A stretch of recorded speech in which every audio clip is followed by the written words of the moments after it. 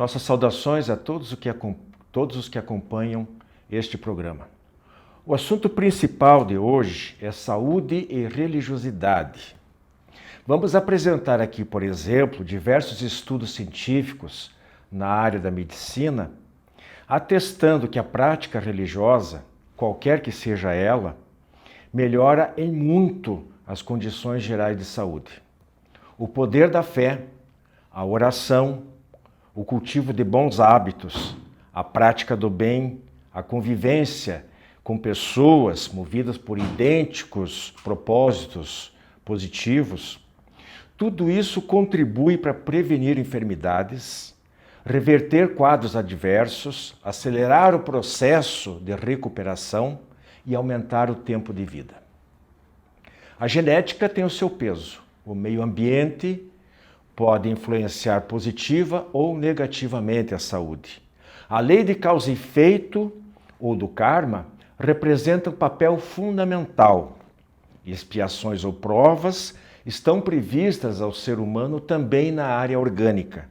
Mas os estudos apontam para a misericórdia divina que, em percebendo as boas intenções do indivíduo em se tornar e fazer sempre o melhor, recompensa-o, amenizando suas dores e mesmo retirando muitas delas do campo de experiências.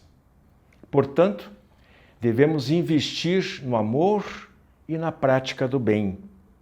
E a natureza, como expressão da manifestação divina, se encarregará de nos presentear com uma vida livre das enfermidades mais amargas, exceto aquelas que são decorrentes de graves delitos morais praticados em vidas passadas, e também das características do final da vida, pelo esgotamento dos órgãos.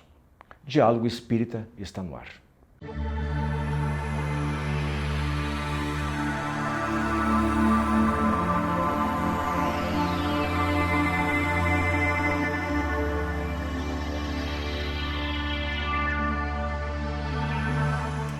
Amigos, nós estamos iniciando nosso tema livre de hoje.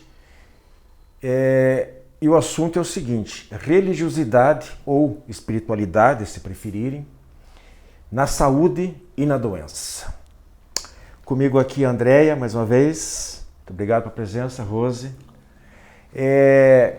Andréia, nós lembramos aqui para os nossos amigos telespectadores sobre a parábola evangélica dos talentos. Sim. Eu costumo falar nas minhas falas por aí que um dos talentos que Deus nos dá é a saúde, mesmo quando ela é um pouco precária, com algumas dificuldades, mas daí é outro problema que a gente vai ver num outro momento. Então, a saúde é um talento porque é um bem que Deus nos dá, que a gente deve procurar preservar bem, né? E mesmo quando a ausência dela, ela serve para exercitar a nossa fé, a nossa força de vontade, a nossa paciência, a nossa resignação. E também gostaria que você comentasse em cima disso sobre o papel da reencarnação. Sem ela não há como explicar as diferenças de saúde de pessoa para pessoa, né? Porque que umas vezes já nascem com problemas graves de saúde. Por favor. Claro, e isso é extremamente importante, né, Wilson?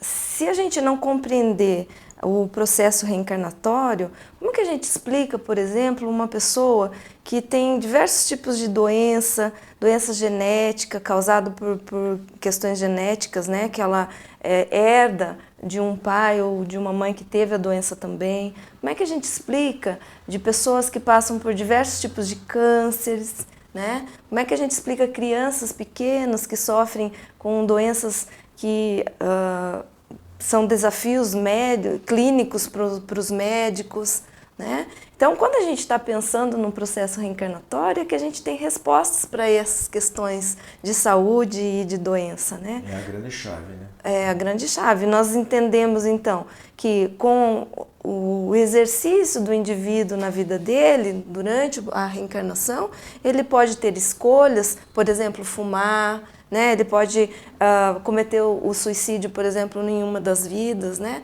Provavelmente isso vai gerar para o perispírito uma questão ali, uma influência, uma brecha, um desequilíbrio energético, e isso se traduz, então, numa outra vida, não necessariamente dessa forma, mas pode se traduzir como uma doença.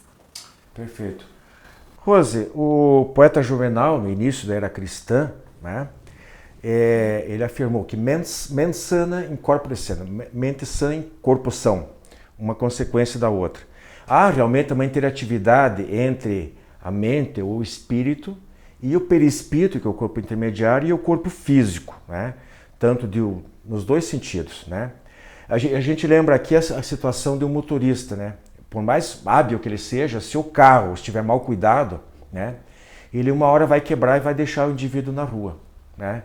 Então não adianta o cuidado, porque o corpo é isso mesmo, é um veículo físico. Queria que você fizesse um comentáriozinho em cima disso, por favor. As pesquisas científicas mais recentes falam, não é a doutrina espírita só que menciona, né, desde o seu início, a influência dos fatores espirituais, consequentemente emocionais, sentimentais, que são do espírito, sentimentos e emoções, na verdade, sobre a saúde física. Sabemos que a repercussão dessas energias mentais no corpo se faz de imediato ou a longo prazo. O estado que nós cultivamos em nossa mente, em nosso espírito, portanto, atrai e produz em nós energias tão positivas ou negativas quanto os pensamentos que as geram. E acarretam necessárias consequências na nossa saúde física. Isso não significa que quem fica doente esteja necessariamente em desequilíbrio mental, emocional ou moral. Mas, ainda que reencarnados na Terra, todos estejamos sujeitos às vicissitudes, aos acidentes com o nosso corpo físico, à contaminação de uma gripe, à aquisição de uma infecção, nas pessoas com o pensamento voltado para o alto, positivas, proativas, a cura é muito mais fácil, muito mais rápida. E a doença, às vezes, não se complica tanto quanto poderia. A Universidade de Harvard, aliás, tem pesquisas muito interessantes sobre o equilíbrio, sobre a meditação, na diminuição dos níveis elevados de colesterol. Muito importante para nós sabermos como a nossa mente influencia. Então, mente sã em corpo são é quase que uma intuição, uma dedução do filósofo da época que a ciência atual comprova. Nos neuropeptídeos também, que refletem imediatamente as descargas hormonais em nosso organismo, o nosso estado psíquico. A gente vai ver depois, na sequência, aí, uma série de estudos, não necessariamente esses citados pela Rose, que trazem luz a esse problema, confirmando essas explicações que os espíritos já colocaram em meados do século XIX. Andréia, o Adenauer Novaes, que é um autor espírita, ele diz assim de um livro dele, eu extraí a seguinte frase: a doença não é um mal, mas um mecanismo regulador, visando restabelecer o equilíbrio psíquico. E aí ele diz assim que nós não devemos perguntar por que adoecemos, mas para que adoecemos. Me chamou bastante atenção. Aí você comenta alguma coisinha. E eu já adianto também um pouquinho sobre um estudo da Universidade de Duke, na Carolina do Norte, que pacientes questionados se a doença é ou não um castigo divino, e daí começamos a adentrar a esse caráter de discussão religiosa, de Deus, etc., né? Se é um castigo divino, o grupo que dizia que não, mas que era, na verdade, um alerta, um motivo de reflexão para as pessoas, né? Teve uma resposta positiva com menor tempo de internação e restabelecimento mais rápido. E o que a Rose falava também, né, sobre a interação da mente com o próprio corpo físico, né? Então, o que a pessoa acredita, o que ela pensa interfere no processo de saúde e doença. Né? Quando a pessoa acredita que aquilo que ela está passando é uma aprendizagem, que ela vai superar, que aquilo serve para ela também olhar o que está acontecendo nesse corpo físico, que ela não está prestando atenção, né? Porque muitas vezes, por exemplo, a depressão, a ansiedade é resultado da nossa interação com o meio. Se nós não damos ao corpo o tempo necessário para o descanso, se não nos alimentamos de maneira adequada, se não realizamos exercícios físicos tão necessários para a saúde do corpo, né? Então nós sofremos a consequência disso. Então será que também a doença, ela não pode ser interpretada como um alerta? Será que ela não pode ser por exemplo, presta atenção, você está acelerado demais, você tem que diminuir. Todo tipo de excesso acaba trazendo consequência, né? Exato. Então é um alerta sempre da enfermidade, ninguém quer ficar doente, mas é uma coisa para realmente, não interessa, na verdade as duas perguntas aqui, ao meu ver, devem ser respondidas, por quê e para quê. Agora, Rose, é uma questão muito interessante, porque a medicina, os cientistas, de modo geral, tendem a dizer que muitas doenças são genéticas, porque é o gene tal, o gene Y, né? Uma conjuntura de genes que acabam influenciando e tal.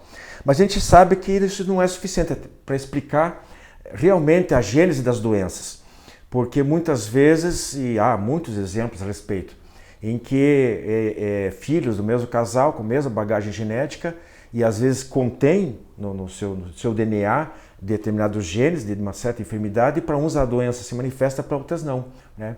Então, esse é uma coisa que eu quero que vocês comentem. E já comentem também o seguinte, a respeito dos hormônios, porque também se diz que a culpa é dos hormônios, mas por trás dos hormônios e por trás dos genes está quem? Naturalmente, o espírito. Isso não quer dizer que nós, né, reencarnados, não estejamos sujeitos às vicissitudes que a vida na Terra ocasiona, com as suas dificuldades e as suas lutas até necessárias, né, para o nosso processo de enfrentamento, de fortalecimento da nossa resiliência, da nossa capacidade de voltar ao equilíbrio ante a dor. Mas o que os cientistas descobriram? Eles acreditavam que com a pesquisa do genoma humano e a identificação dos genes envolvidos em cada tipo de doença, seria possível um tratamento muito mais eficaz. E não se nega isso, mas na fase atual das pesquisas, pelo que temos lido, naturalmente, o que se concluiu? Que, na verdade, o importante não é o gene. Não é a carga genética que você carrega. Eles estão tentando identificar agora qual é o mecanismo que desencadeia a evolução da doença ou que a paralisa, que faz com que ela não se manifeste. E essa pesquisa é muito mais difícil, por quê? Acreditamos nós, né? Porque ela vai necessariamente entrar nos domínios do psiquismo humano, como fator de desencadeamento das doenças necessárias à nossa evolução espiritual em determinados tipos de estágios reencarnatórios e a possibilidade da saúde física, não como um prêmio, mas como uma oportunidade de trabalho em benefício de si mesmo e dos outros. Então, o que nós temos atualmente é essa caracterização, ou essa busca do que seria o mecanismo que desencadeia a doença física que geneticamente a pessoa é portadora.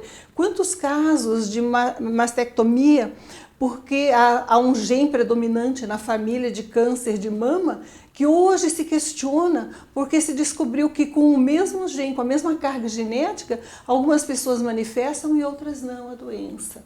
Temos ainda a questão dos hormônios. É óbvio que a pessoa com raiva vai desequilibrar seu organismo pelo excesso de cargas, né, que o organismo tem que suportar ao longo dos anos de adrenalina, por exemplo.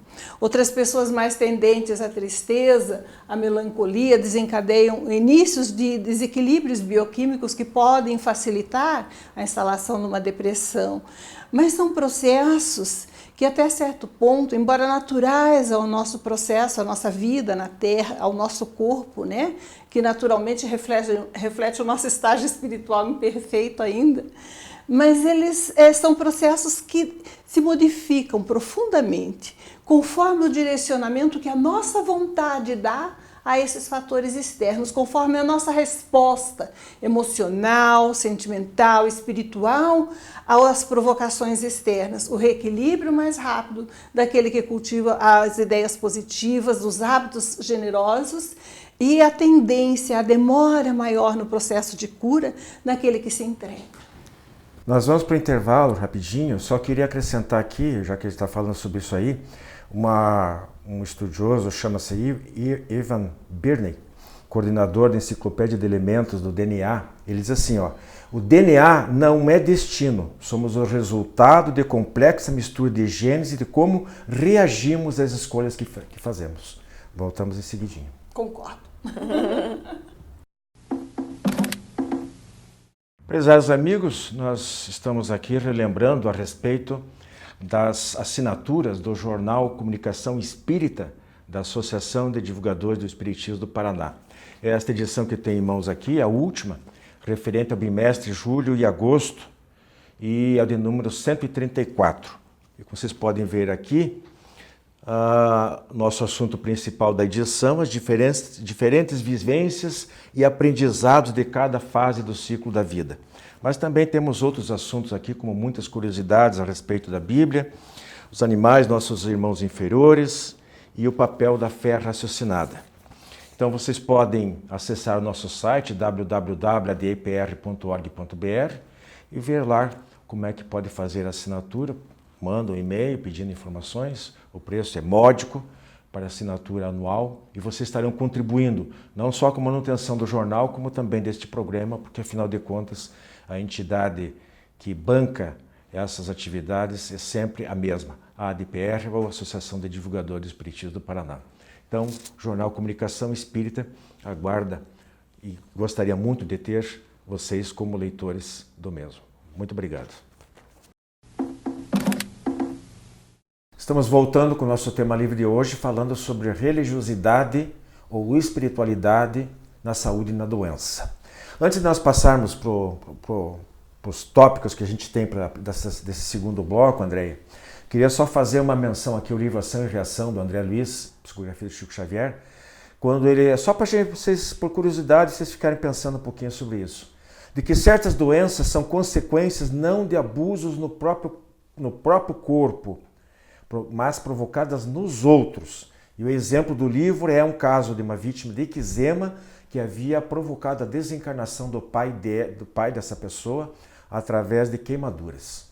Isso é para a nossa reflexão. Bom, eu vou apresentar aqui alguns estudos, rapidinho, para depois a gente comentar especificamente sobre a doutrina espírita. Tá? Pacientes confortados pela fé após cirurgias cardíacas, segundo estudo de 1995 da Faculdade de Medicina de Dartmouth, recuperaram-se 3 vezes mais rápido.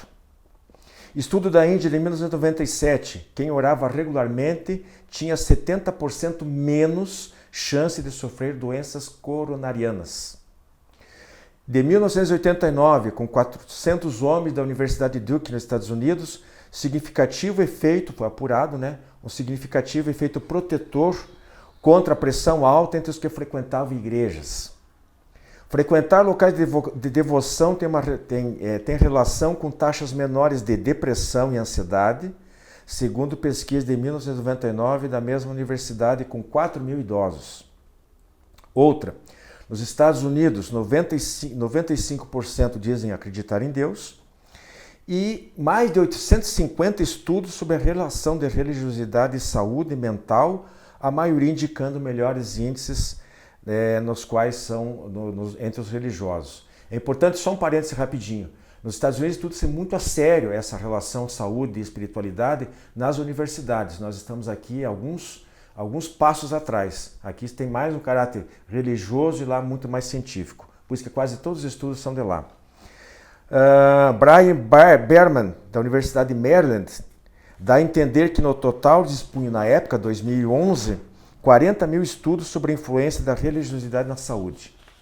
O Harold Koenig, da Universidade de Duke, já citada, doenças que respondem melhor à influência religiosa, aonde que ataca, ou o que previne mais, sistema imunológico, cardiovascular e o endócrino. Médicos americanos comprovaram, quem reza, frequenta igrejas ou medita, vive 29% mais. Que notícia boa, hein? A pesquisa reuniu 42 estudos com 125 mil pessoas e mais de 10 mil curas foram registradas. Eles acham que rezando, Rose e Andréia, estimulam-se partes do cérebro responsáveis pelo sistema imunológico. Outra pesquisa com 21 pessoas entre 1987 e 1995 constatou uma diferença de 7 anos na expectativa de vida entre as que nunca vão a um templo e aquelas que vão mais de uma vez por semana com essa frequência. Agora, então, eu chego nesse ponto. Assim, só para terminar. Vejam a lista, o rol de enfermidades que têm influência direta. Todos esses estudos apontam uma influência direta, tá? Na questão religiosa. depressão, longevidade, sistema cardiovascular, menor tempo de internação, menos distúrbios psiquiátricos e suicídios, no enfrentamento de eventos estressantes, a redução do sofrimento tem-se um sentido mais tolerável. E o bem espiritual não impede o sofrimento, mas atribui significado, ajuda na aceitação e adaptação à nova condição. Rose e Andréia, a gente está vendo aqui, nós estamos num programa espírita, nós somos espíritas, e a gente enaltecendo a importância das religiões de um modo geral. Mas a doutrina espírita, com as ferramentas que ela apresenta, com a filosofia maravilhosa que ela tem, será que ela tem um algo a mais a oferecer nesse sentido? Bom, eu digo que o nosso equilíbrio ante as provocações, né, do ambiente externo depende da nossa capacidade de resiliência. A nossa capacidade de, uma vez provocados, voltarmos ao equilíbrio.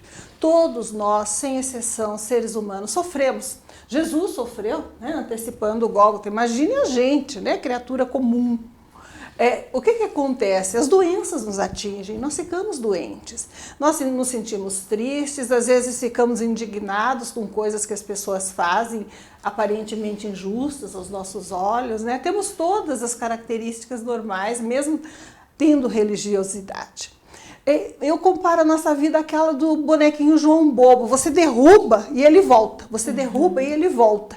Por quê? Porque ele tem um lastro que faz com que ele retorne ao lugar. O conhecimento espírita, sem diminuirmos a importância de qualquer religião, de qualquer crença sincera na condução das mentes, o conhecimento espírita, ele nos dá um plus, ele nos permite entendermos racionalmente as causas da dor, as causas do sofrimento humano e entender o que nos acontece, não só porque nos acontece, isso até é secundário, mas para que isso acontece, qual é o nosso projeto de vida, qual é a nossa destinação ante a bondade divina, o nosso futuro feliz e saudável, né? Perante a bondade e a justiça de Deus. Isso nos permite voltarmos ao equilíbrio. Então a nossa reação a provocação externa, embora a dor que ocasione, é mais rápida ante a compreensão das causas e da finalidade da vida humana. André. O Espiritismo tendo essa questão de tanto religião, quanto filosofia, quanto ciência, traz essas explicações, né? E faz o indivíduo entender o que a Rose falava há pouco, né? Então eu compreendo o que se passa comigo. Eu acho que essa é a parte maravilhosa. Para quê, né? E para quê? Qual é o significado disso? E isso aumenta a resiliência, né? Porque eu tenho uma resposta. Internamente eu falo para mim mesmo, fica tranquilo, isso vai passar, fica tranquilo, eu vou superar isso. É muito diferente da pessoa que não tem essas explicações, né? E que não sabe para que Exato. sofre, o que ela vai construir com aquilo, parece tão inútil o sofrimento. Exatamente. Não é. Essa interdependência, daquilo que a gente viu, da interdependência de espírito e corpo e espírito, né? Com o perispírito no meio, e essa compreensão do problema da reencarnação, e o consolo que a doutrina espírita oferece, lembrando que se você tem uma dificuldade, está tendo uma dificuldade até então, mas daqui para frente você pode mudar, depende de você, porque você é o senhor do destino. E né? fora que ela dá Exato. atalhos, né? Você não precisa se entregar ao sofrimento. Imagine, você pode agir. Como é que você faz para evitar o sofrimento? Você é generoso, altruísta, ajuda o próximo e a vida te retribui.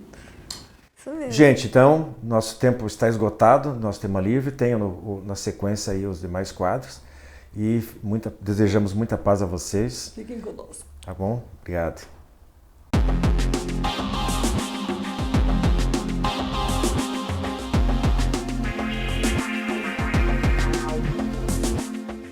Olá, amigos! No quadro O Espiritismo Responde de hoje, a pergunta que nós temos é a seguinte: qualquer pessoa pode psicografar? Bem, para responder essa pergunta, a primeira parte é importante a gente entender o que é psicografar, né?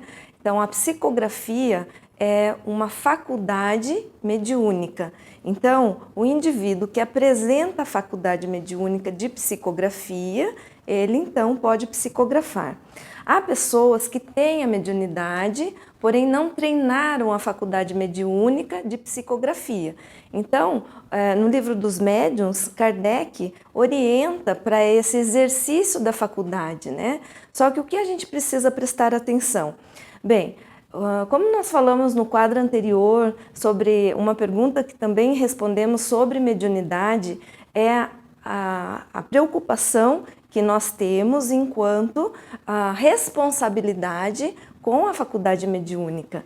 Então, não devemos usar nenhum tipo de mediunidade para satisfazer curiosidades ou de forma leviana ou de uma maneira que a pessoa não saiba como utilizá-la. Então, a orientação sempre é buscar a orientação correta na casa espírita, realizar os cursos que são necessários para essa aprendizagem, né? Então, para todos os recursos mediúnicos, precisamos estudar, aprender a lidar com essa energia e para poder fazer o bem, para poder orientar essa faculdade da melhor forma, de uma forma que não prejudique ninguém e nem o próprio médium. A faculdade de psicografar é uma faculdade que pode sim ser treinada, segundo o livro dos médiuns, né? Eu vou ler um trecho aqui que o Kardec explica, né? Ele diz que para o médium a faculdade de escrever é a mais suscetível de desenvolver-se pelo exercício. Ele explica, ele também subdivide os tipos de psicografia, que pode ser mecânica, né? Quando o médium não tem interferência, a escrita é involuntária, e pode ser também quando o médium capta o pensamento do espírito e assim transcreve, como se ele fosse um intérprete. No próprio livro dos médiuns, Kardec explica muito bem essas duas faculdades, né, esses dois tipos de psicografia. Além delas, claro, existem outras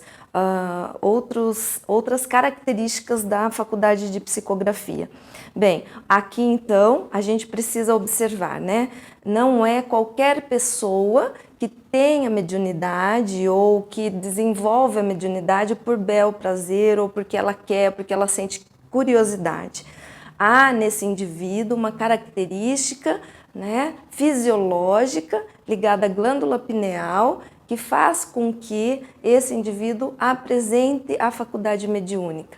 Dentre as faculdades, a psicografia é uma delas, né? Então, o cuidado todo especial para essa atividade, não tentar exercer essa atividade em casa, procurar auxílio numa casa espírita orientada, né? Não usar essa faculdade para obter respostas imediatas.